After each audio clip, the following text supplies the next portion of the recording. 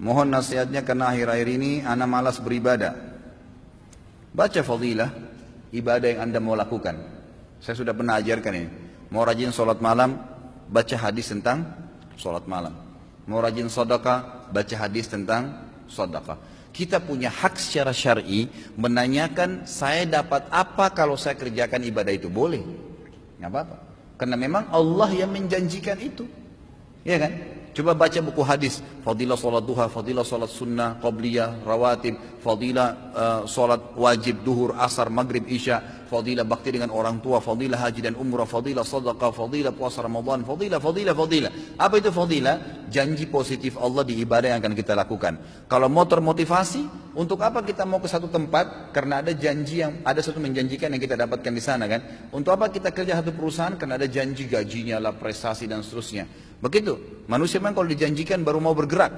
Maka wajar, kita baca janji Allah di ibadah itu kita akan termotivasi. Yang kedua, jauhi semua fasilitas maksiat. Karena semua yang membuat orang malas ibadah, karena ada dosa.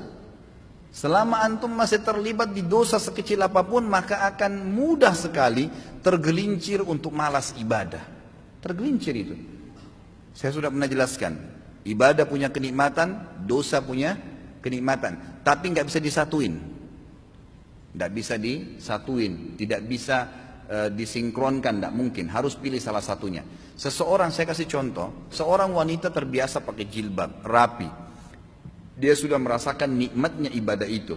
Tiba-tiba kedatangan satu orang laki-laki di rumahnya, sepupunya atau yang bukan mahramnya, lalu dia terlihat tidak pakai jilbab. Bagaimana perasaan dia sebagai muslimah? Merasa berdosa, merasa bersalah. Kenapa tadi rambut saya dilihat ya? Kenapa?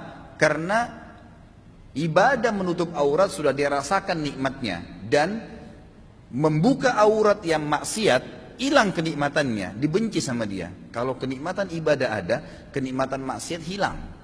Kan? Terbiasa menutup aurat membuat orang jadi tidak mau buka aurat, gitu kan? Terbiasa sholat berjamaah di masjid membuat orang menyasa bersalah, atau terbiasa sholat aja deh. Ya, kira-kira kalau orang sudah rutin sholat 5 waktu, dia sudah tahu fadilahnya dan ancamannya kalau dia tinggalkan. Apakah dia mau tinggalkan sholat berjamaah, sholat wajib? Nggak mungkin, gitu kan? Karena kenikmatan ibadah ini sudah ada. Tapi kalau kita balik, kalau ada orang merasa nikmat dengan maksiatnya, nikmat dengan telanjang di depan orang, nikmat dengan kebohongannya, nikmat dengan harta rampasan, riba, haram, kezaliman, nikmat dengan zinahnya, maka pasti kenikmatan ibadahnya hilang. Mustahil bisa khusyuk.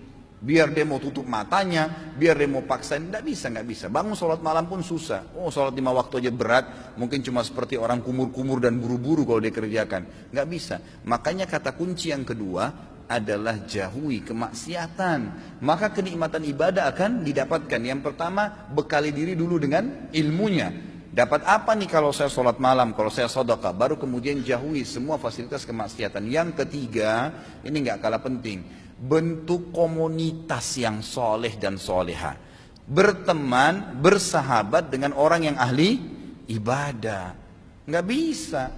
Antum mau rajin sholat malam tapi bergaulnya dengan orang yang tiap malam di karaoke sama diskotik. Nyambung nggak? Nggak bakal nyambung itu.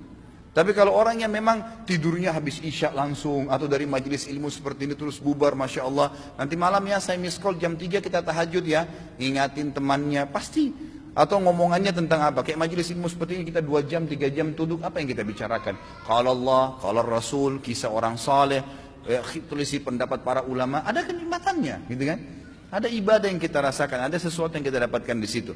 Maka teman-teman yang terbiasa dengan ini, nanti dia akan bilang lagi, kayak minggu depan itu, atau mungkin hari Senin ada ustadz ini loh di masjid ini, oh ada ustadz ini di sana kalau pagi, oh ada tablik akbar nanti di sana, oh ada CD-CD-nya Ustadz Khalid loh di situ, ada ceramahnya si Ustadz Fulan ini di sana. Jadi yang dibahas itu kan, yang dibahas masalah itu. Jadi kita akan terus terbawa dengan pembicaraan yang positif. Makanya boleh mengenal siapapun, tapi bersahabat tidak boleh kecuali orang-orang yang soleh dan soleha. Memang begitu. Yang kalau kita buat salah diingatkan, kalau kita buat baik didukung, maka itu penting. Tinggalkan semua teman-teman yang bobrok itu. Boleh menasihati mereka, mendakwai mereka, mengingatkan, tapi bukan menjadi sahabat, bukan berbaur dengan mereka.